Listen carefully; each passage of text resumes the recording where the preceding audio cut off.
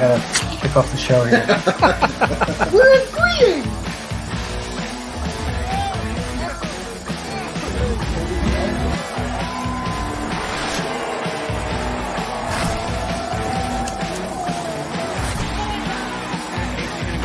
So cleaned up.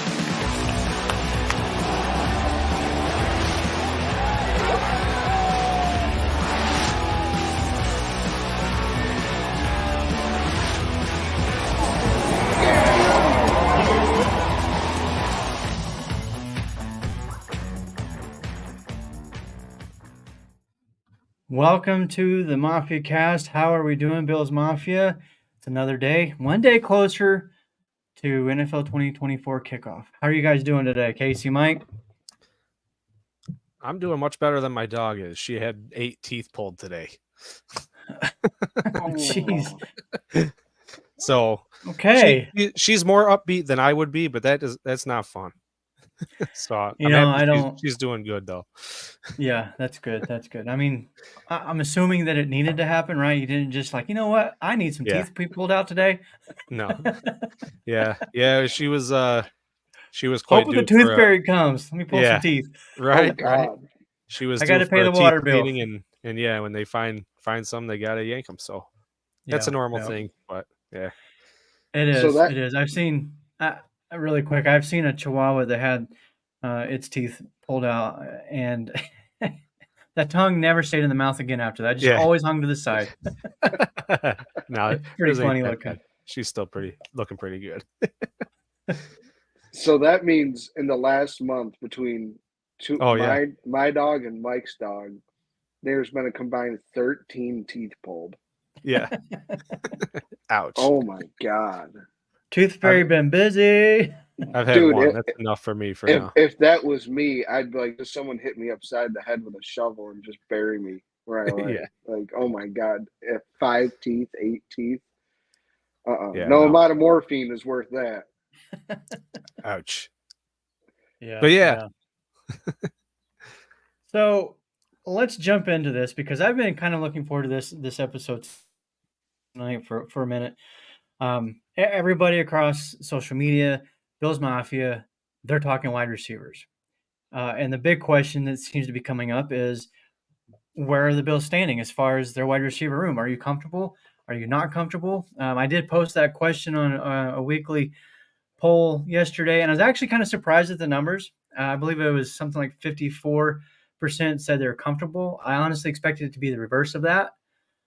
Because there's a lot of talk out there that they suck, that it's the worst receiver room in the league, and this and that. But we'll just start off there. Casey, what do you think about the Bills receiver room as it stands right now? I told you guys the second the draft ended that there's still going to be an addition, like a significant addition made. Like, not someone that's, not necessarily at the Mac Hollins level, someone kind of between Khalil Shakir and Mac Hollins, or Curtis Samuel and Mac Hollins. So, that does mean someone like, I was hoping it would be Tyler Boyd. He's been like my number one wide receiver free agent, like basically this entire offseason.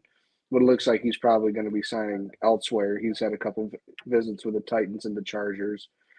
But that means, Odell Beckham Watch is back on for Buffalo for a 4th year in a row. Yeah. So he's still out there. There's people clamoring for DJ Chark, and he's not. I'm not very high on him, to be honest. I just don't think he had 1-2 good seasons in Jacksonville and hasn't really ever done too much since. I wasn't sure if you're talking about Chark or OBJ still, but okay, yeah, continue. And then, I mean, who else is really out there that could make a significant difference? Really, and not even significant. I mean, a real difference. So I guess that's why people are higher on Chark.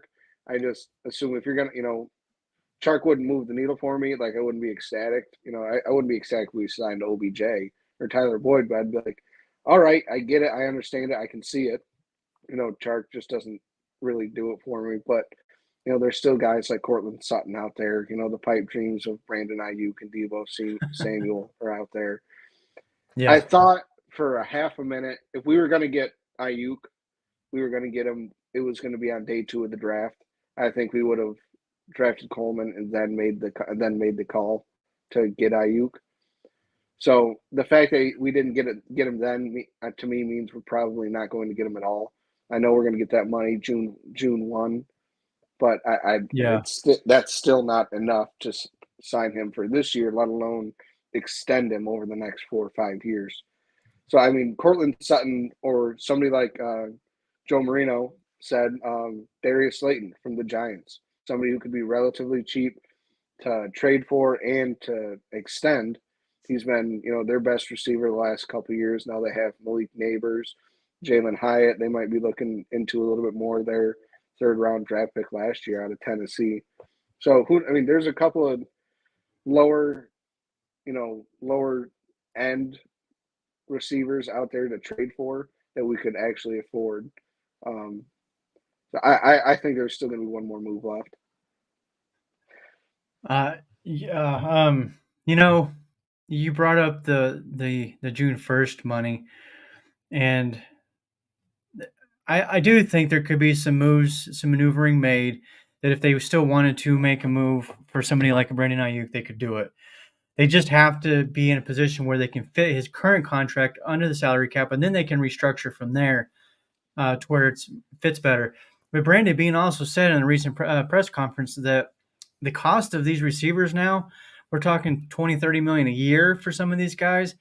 I don't think the Bills are in the market for that anymore. I don't think they want to go that route, especially after you see what somebody like the Chiefs have been doing and winning Super Bowls with essentially no-name receivers outside of Rashee Rice, who didn't come on until even late last year. But the year before that, who did they have? Valdez-Scantling, the Sky Moore. Like, they did nothing with very little outside of Travis Kelce.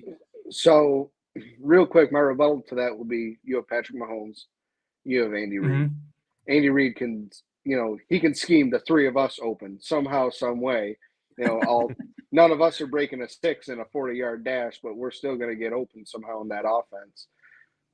So you can attribute, in my opinion, you attribute a lot of that to Andy Reid. In the system, in the offense that he can put out there on the field with just about anybody. I don't agree. I think it's more about Mahomes and Kelce than yes, Reid is one of the greatest offensive minds. I do believe that in the NFL now and in the past. But I also think that a lot of that is on Mahomes because he couldn't do that with Donovan McNabb back in the day when he was with the Eagles. The Eagles were good, but he wasn't doing what we see now. The creativity as much and all of that. And maybe that's just something that came with time as well. But I also go back and I look at somebody like the Patriots. And I'm not saying Josh Allen is Tom Brady, but they had a defensive-minded head coach. Their offensive coordinator, McDaniels, who I think is a terrible coach. I think Brady made him. But if you don't feel like the Bills can be successful with the receivers that they have right now, to me, you're saying that Allen is nowhere close to Mahomes' level. I mean, I see that point. I see the point, but I feel like that's kind of a far stretch, like to put on someone's perception. I mean, I would say Khalil Shakir and Curtis Samuel and Keon Coleman are better than the Chiefs wide receivers that they had trotted out 100%. last year. So I mean, but I don't know. I disagree strongly with saying that means Patrick Mahomes. I mean, Josh Allen isn't almost Patrick Mahomes because he's very clearly like number 2. And I say that. I agree. But that's not – but we also don't know 100% like if Joe Brady is going to be the guy. If he's going to be able to put – with a whole season, put Josh Allen and these wide receivers that aren't grade A top grade talent at this very moment in time. They very well might be come season, but we just have to go off what we've seen the last couple of years. Nobody is, what's considered a number 1, top 12 wide receiver, top 32 wide receiver in the league. And Shakir might have broken that at this point. But I just there's just too many question marks like to be definitive right now with that, in my Mhm. opinion. Mm-hmm. And going back to the Bills not being able to be not wanting to be big spenders on wide receiver, I think they're setting up to go get one next year in free agency. We have a crap ton of cap money already going into the next off season in cap space. That's before the cuts, the restructures, and I don't know if you guys have seen next year's free agency market for wide receivers, and I know that you lose about 3/4 of them to extensions throughout the year, but Mm-hmm. it's Justin Jefferson, CeeDee Lamb, T Higgins. It's top. It is like the upper echelon of wide receivers in the league. So I think that this year they're going to roll out with Shakir, Samuel, and Coleman, and be like, all right, let's see what we got. This is going to be the way that these guys get the ball the most. They're going to like how they see how much they can truly impact the team and the game, and make defenses scheme for them. And if it's not enough, Brandon Bean set himself up perfectly to go get one of those definitive number one wide receivers next year without having to hope for one in the draft. Okay, Mike, it's your turn. Since you haven't had a chance to talk yet, I'll Yeah, let that's you. a lot. That's a lot to follow up. I'm hopeful. I'm hopeful for our receiver room as it stands. I mean, I know Keon Coleman just got here, and we don't know exactly how they're going to work together. But it seems like the chemistry is there. Kind of Josh Allen sort of picked him. He was one of the receivers he really wanted to play with, and stuff like that. So seeing that, and we have 4 really decent receivers, counting Coleman, with Samuel, Shakir, and count Kincaid in there. I mean, Samuel was a good pickup, and then thinking about right now, do we pick up? Are we looking at more of like a veteran receiver to more school the younger guys, or are we just looking for somebody to come in and just just have another body in the receiver room? So I don't know. People are even throwing Zay Jones' name out there. So I don't know. The one player I was looking at is pretty far down the list of free agency is Richie James. He was on the Chiefs last year. He didn't seem to produce a whole lot for them, but the year before, I think he was with the Giants, and he put up some pretty decent stats, almost 60 receptions, and I don't know, 600-700 yards or something like that, almost. So he might be an easier target in the free agency to add to the room. And yeah, I mean, I'm pretty hopeful with what we got, but I don't think we need to go out and get an OBJ or Michael Thomas or anything like that. Yeah, you brought up Michael Thomas's Yeah. name. Let's talk about him for a second, because that's one of the names that I did want to talk about specifically. Mm-hmm. Because when I posed this question on Twitter, there were a number of people asked, what do you think about Michael Thomas? And my latest article, I profiled 5 free agent wide receivers, and he was one of them, because what we've seen from him in the past, prior to the last few years, Mm-hmm. but the talent is there. He's a big receiver. He's done it before at an extremely high level, probably arguably the highest. Yeah. Is he worth going out and getting via free agency? I would assume or hope that it would be a small deal. I don't think he's looking for any kind of big payday, because he's way past that. But if they can get him for vet minimum or whatever, bring him in a 1-year prove it type of deal, I'm all for it. Yeah. But does that necessarily mean it's going to be worth it and it is going to work out? But I mean, for 1 year, I guess, where could you really go wrong? Especially, Casey was just saying, maybe we wait till next year to make that big move in free agency and kind of just work with what we got now. Yeah, I personally, I want to see them work with what they got now. I don't think they're going to add anybody else unless it is like a DJ Chark or something like that. Mm-hmm. But I think what we have right now is what we're going to be going to 2024 with for the most part. Yeah. What do you And got, there's Casey? nothing wrong with that. I mean, John Robert here in the comments said Michael Thomas is 33 and always injured. Mm-hmm. He Yeah. is older, and he did. I mean, he went through 3-4 years of straight injuries. But I mean, last year he was relative. by his standards, he was healthy. He was playing with Derek Carr, who was. I'm shocked that the Saints stuck with Derek Carr again this year because I mean, it was horrendous to watch. It You know, really it really look wasn't at pretty. how this isn't a Saints podcast or anything like that, but look at how his season ended though. Over the last 7 games, 8 games, something like that, I believe he had 18 something touchdowns and like 2 or 3 interceptions. He finished really, really strong. But yeah, we're not here to talk about Derek Carr. Um, but I just want to throw that out there. And I only know that because I was looking up some Michael Thomas information. But last year, he played a total of 10 games, started 7 of them, had 39 receptions, 448 yards, and 1 touchdown. Obviously, those aren't eye-popping numbers or anything like that. But if you can get a healthy Michael Thomas and produce at that level on a vet minimum contract, I think it's a win. And he's somebody that can also help these younger receivers, especially like Justin Shorter, who's been mentioned in the comments here as well. Well, that's where you bring him in and you let he and Justin Shorter battle it out, but Justin Shorter is going to have the Exactly. advantage to where he plays special teams. He's a 3 or 4 phase special teams player. So, like, Michael Thomas is going to have to be far and above a better actual receiver to make up for the lack of special teams to make the team over Justin Shorter, who, he might not be as good of a receiver, but he can play the special teams for you.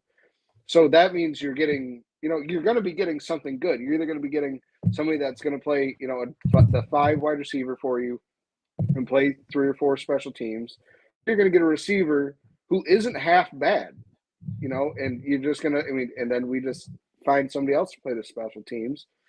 But I would not mind bringing him on, like Ronnie said, on a vet minimum, let he and Shorter battle it out for wide receiver 5, 6, and, and the best man win. You might as well. He set the record for most catches in a season at one point. 149. Yeah.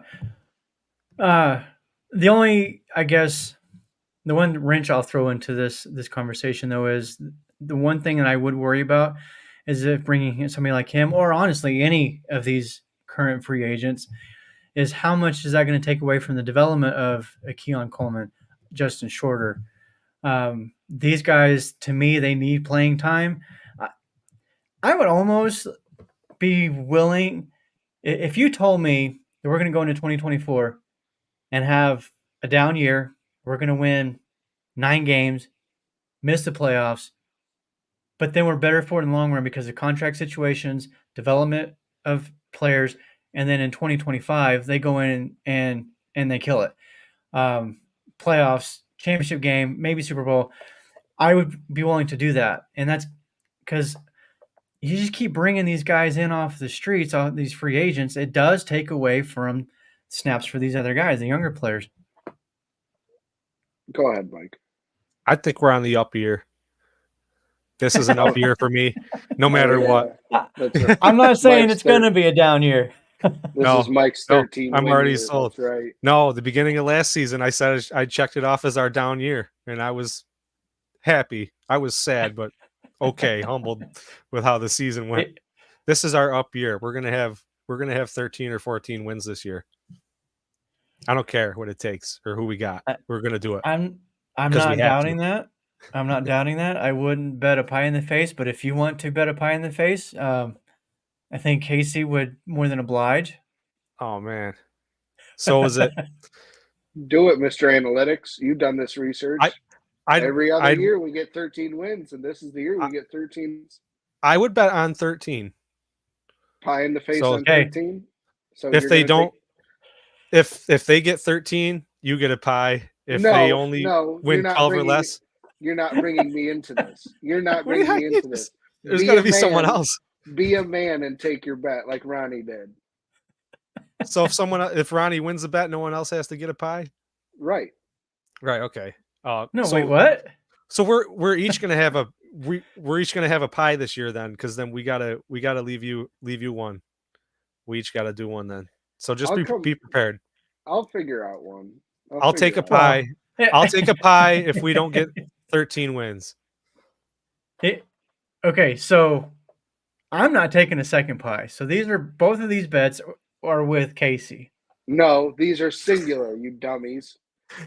Either if it hits, What you I'm guys don't hearing get a is We pie. can we can iron out this the is what I'm details hearing. later. We can iron out This the is what details I'm later. hearing. But I think we're getting 13 wins this If year at Khalil least. Shakir gets 100 receptions, because that's my bet, Yeah. Casey gets a pie in the face. The very No. next show, if they don't win 13 games, Casey gets a second pie in the face. That's what I'm This hearing. was never part There's of got to your be guys' someone on the bet. other end of the bet. This So was when I never win, I'm part just of like, this bet. oh, I was right, everyone. I don't You- get to see you get a pie in the face. You guys are Again. worse at making bets than Spence was, That's why you should take it. and that was horrendous. So our bet, my understanding was that it's an either or. If he gets it, one of us is getting the pie. If he doesn't get it, if they don't get 13 wins, Mike gets a pie to the face. If they I'll get take it, Mike's to be like, "See, I was right." Oh, yay. This, So we just this get sounds punished for being wrong around here. And when we're That's- right, we're just Welcome to the club, boys. all right. We'll go with that. We'll go with that. Oh, whatever. Okay, moving on. We'll do the pie live right after the. We won't do it. We won't do it because they're gonna have 13 wins. You know, And then all through the playoffs, I'll be like, I'm so glad I'm not getting a pie this year like you guys are.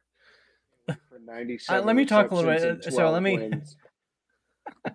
run through some numbers here, because all the talk about wide receivers. One of the things that I've heard some people talking about is Joe Brady running the ball more this year, and quote unquote based on what they saw at the end of last season.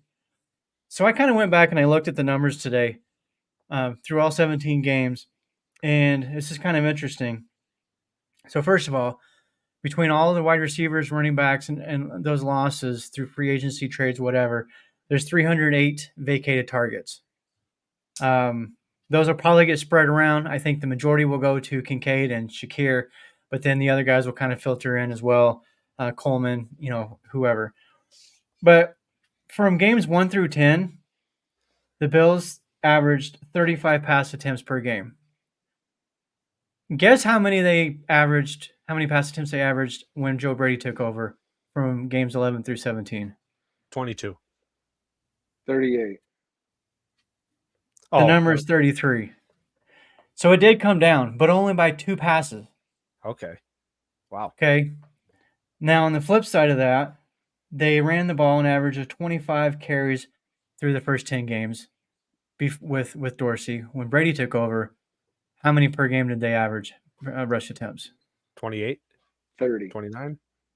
36. Damn. So what does this mean, boys?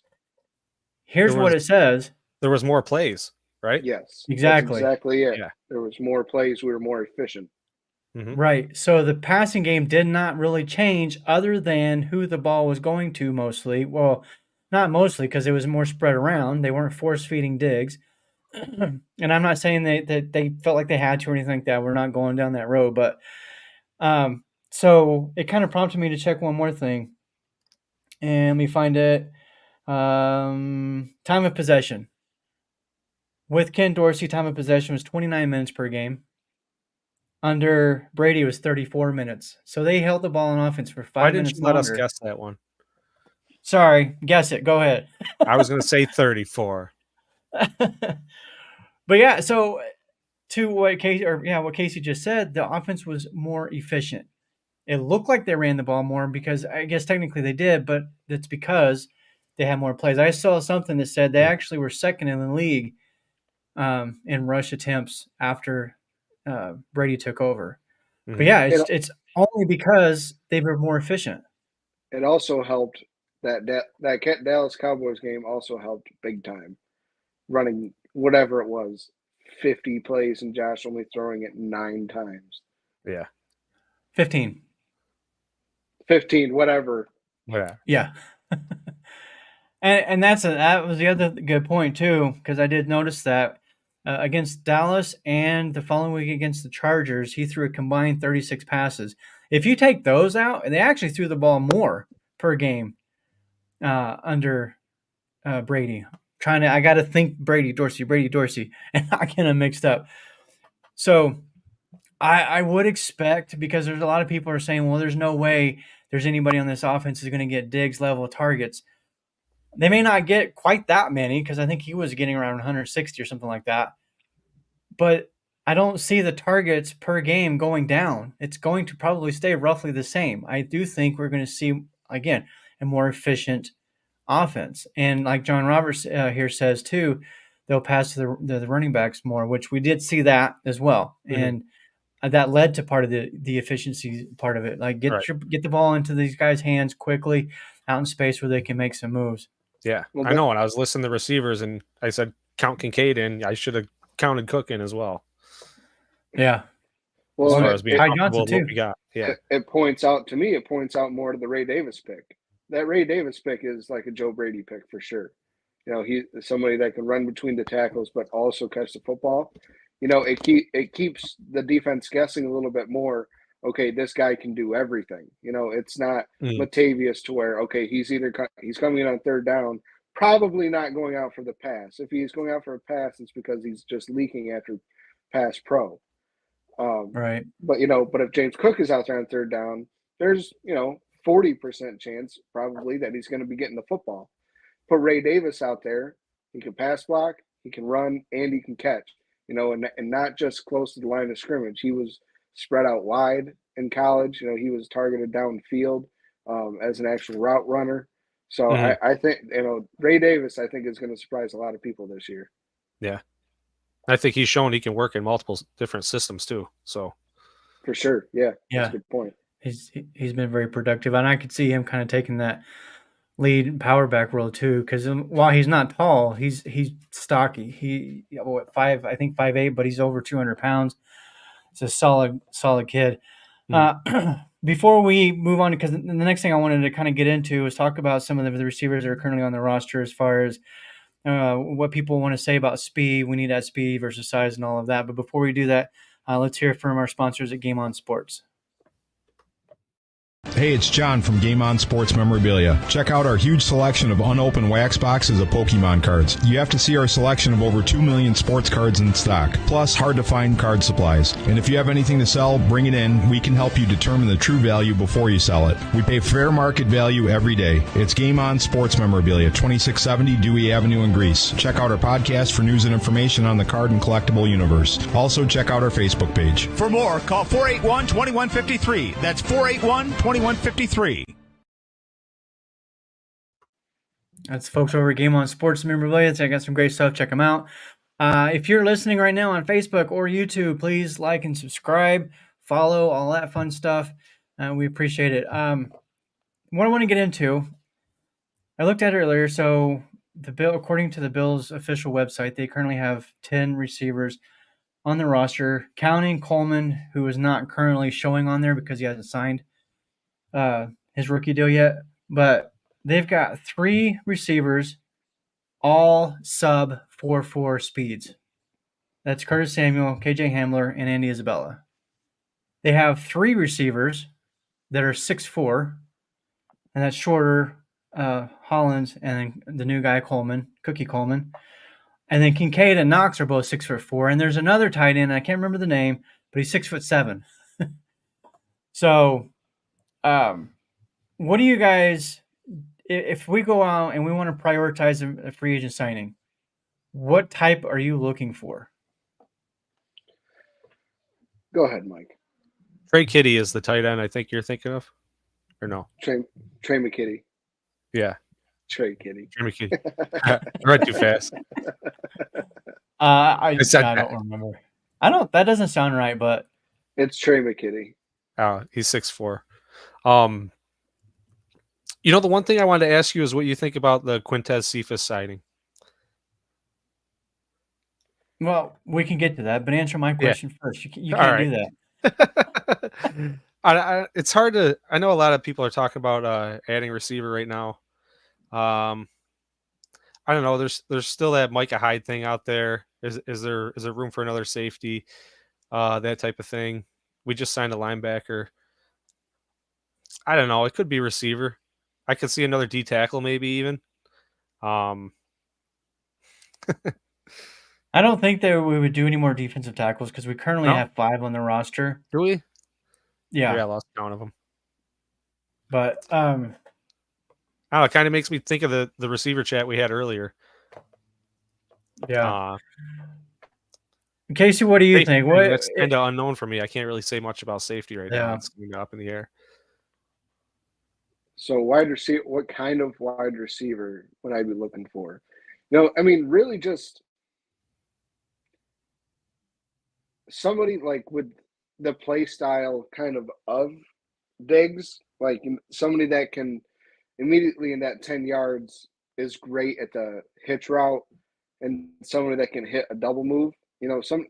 Somebody that can take like a big play receiver, the guy that's going to get you every 4 games will get you a 50-yard momentum play. Might be a touchdown, might be as a gunner, making a big tackle, causing a fumble on a punt return.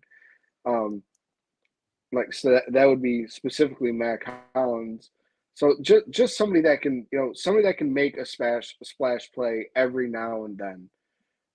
And that's where I hate saying this. I can't believe I'm like kind of talking myself into this on the podcast, like live, like Odell, like someone like an Odell Beckham, like somebody that can make a splash play when called upon. The fact that like somebody that's been there and done it before, because at least that they've shown that they have done it, they have that ability, and if maybe they just need to be paired with somebody like Josh Allen in order to really bring it back out again. I understand OBJ is a little bit older. John Roberts said he's a diva. I think he's kind of grown out of that in my opinion. You don't really hear the last couple of years. You haven't really heard too much of OBJ and the storylines other than he just being a free agent. Yeah. So it's just somebody that can make an impact play, every couple of games. Not somebody that you have to rely on, but somebody that when called upon, there's at least that chance. So let me throw this name out there. His name's already come up in this show tonight, but this is the guy that I guess if I'm gonna die on any hill or pound any table for as a free agent, it's DJ Chark because he combines both the size and the speed. 4.34 speed, 6'3" height.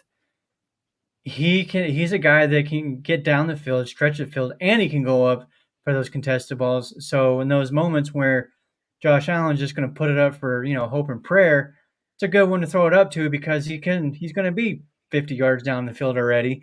And I do expect Keon Coleman's probably going to be part of that equation as well. But I kind of like Chark. We've seen him be productive with not good quarterback play. I can't even remember who his quarterback was at the time when he played well. Go ahead, say it. Oh my God, who was it? I'm drawing Blake Bortles. Blake, there you go. That's the one. Yeah. So, okay, let me take back what I said. It wasn't bad quarterback play. It was garbage quarterback play, and he had a good. Hey! Real quick, you can't say it was garbage play. They beat the Bills in the playoffs 9-6. Yeah. Oh, that was a terrible game. Like that was probably the first game that broke my heart, like out of pure disappointment, because I was like 6 points, 6 points. But in their defense, that was like Jalen Ramsey's like coming out party that year when he just, I mean, there was not a better defender in the NFL. And it was also, just so everybody understands, that was also with Tyrod Taylor at the helm, not Josh Allen. Correct. But it was I Sean can't see McDermott's Josh Allen only first scoring year. 6 points in a game. But it was Sean McDermott's first year in Buffalo. Yeah. Broke the playoff drought. Yeah.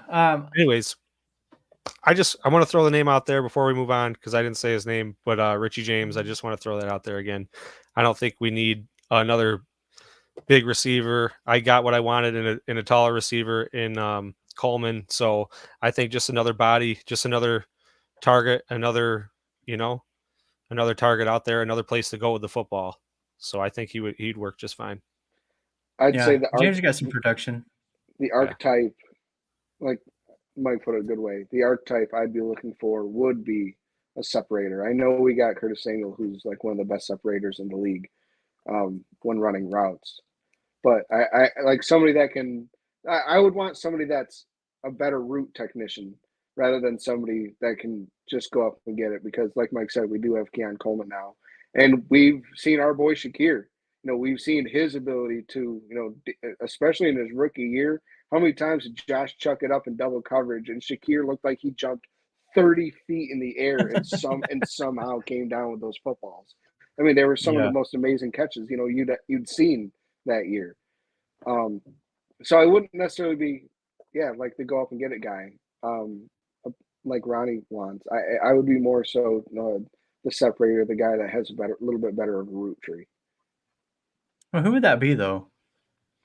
Is Is that OBJ?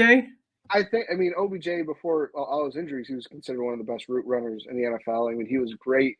He was great at separating, like getting with the head fakes and like getting leverage on cornerbacks and just getting himself open like on corners. And we've seen Josh Allen really like that, being able to throw out like guys that can get open outside the numbers, work themselves inside out, and separate that way. Because that's where Diggs was good at. He was good at running those 12, 14-yard dig routes coming back to Josh and hitting him right on the sideline, right at the right at the boundary at the first down marker. So I think OBJ is a better route runner than DJ Chark is. Chark's always been kind of more the 9-go guy. Yeah. The last thing I wanted to talk about here before we get out of here tonight, one of the things that I've seen that's been brought up as well is the Bills' offense, particularly in their passing game. They don't have that guy who opposing defensive coordinators have to game plan for. My opinion on that is that's a good thing, but I want to hear from you guys. What do you think, Mike? Is that not having that go-to guy? Is that a concern for you? I don't think so. I think it's a good thing that we don't. It's kind of like we were forcing the ball to Diggs at times. We felt everyone in the house knows we're trying to get him the ball, right? So yeah, it takes the pressure off. I like to see the ball spread around. You can be more versatile, and just mix it up and try to keep them guessing. Yeah, Casey, I agree. I mean, it's now Jalen Ramsey can't just go and mirror Stephon Diggs. Now he's probably just going to be solidified to one half of the field. I mean, if he wants to follow Curtis Samuel or Khalil Shakir, by all means, please be my guest, because to me, that's just kind of wasting what he would be best at, and that's just basically depleting a third of the field. We hope Coleman ain't open, right? Because he's going to grab it. Yeah, it's go ahead, go. Right. Try to go erase our rookie wide receiver while we have Knox, James Cook, Kincaid, Curtis Samuel, and Khalil Shakir. Those guys are going to be, they're going to get open. They're good football players. I understand why it's so good to have a dominant number one, because it's somebody that you can, like I said, is going to get open 90% of the time on the routes. If the quarterback can have enough time, he's going to be there. But again, I mean, defenses can key in on it. Jalen Ramsey can just try to erase them, or they can put their do what the Jets do against us and put their best corner, Sauce Gardner, on Gabe Davis, and then run a shell coverage over top of Stephon Diggs, and then then you're down to basically your third guy. But I think we're a little bit deeper across the starting board this year. Maybe not deeper in actual depth at wide receiver, but I think across the starting board, we're a little bit deeper between tight end, running back, and wide receiver than we were last year. Mm-hmm. Yeah, I would say we're much less top heavy. Yes, agreed. Yeah. I agree with that. I think I'm going to throw up another Twitter poll here soon, and I'm curious to what people will say when asked how to pronounce route. Is it route or is it route? For me, it's whatever I feel like saying at the time. It's your trucking route, but it's your route. Oh, yeah, damn. See? Yeah. It's I like to mix it up sometimes, and then I'll look for someone's reaction, right? When you say it. So I'm somewhere in the middle. But I say root. I say root. Yeah, Real both of quick, you say it. before we Except get when I out was of in here, when I was down in North Carolina, I might have said route a couple times. What's before up, we get out of Casey? here, I have my own question that I want to ask everybody, and I might have to put up a Okay. Twitter poll. So this is something that kind of popped off on Twitter a little bit that I started this week. I said growing up is realizing that Burger King is better than McDonald's. Yeah. And that sparked like real kind of controversy because everybody was, well, Burger King's burgers are better, but McDonald's nuggets are better, but Wendy's fries are better. So in Yeah, your yeah. guys' opinion, breakfast and lunch combined, what's the best fast food chain? Now, Ronnie, I know you live in a different area of the country, so you probably have a couple different ones than we have out here, and vice versa. So we'll do the major brands: Wendy's, Burger King, McDonald's, Taco Bell. I guess we can throw Sonic in there because we have Sonic, Popeyes, Chick-fil-A, and KFC. I'm stuck. I'm stuck. So You said overall, it best with McDonald's and Burger King. I'm stuck though between the two. Well, most of those places I haven't had breakfast. I've had it at McDonald's and I've had it at Burger King. I have not had Taco Bell's. Yeah, I gotta go BK Taco though. Bell's breakfast came out. I went and tried some of that breakfast crunch wraps. They're pretty it darn good. it is the best fast food breakfast on the All planet. right, man. You got me thinking Taco Bell now. What is There's this? no doubt in my mind that Taco Bell is 100% the best fast food breakfast there is. Now, like burger, so An but egg McMuffin's classic though. Like you can't go mm, wrong. ugh, Sausage terrible, McMuffin. Come on. terrible, terrible. Not even the I steak bagel. Come on. So okay, so I gotta between throw this Wendy's, up. McDonald's, Burger King, you gotta choose out of those I three. gotta go BK.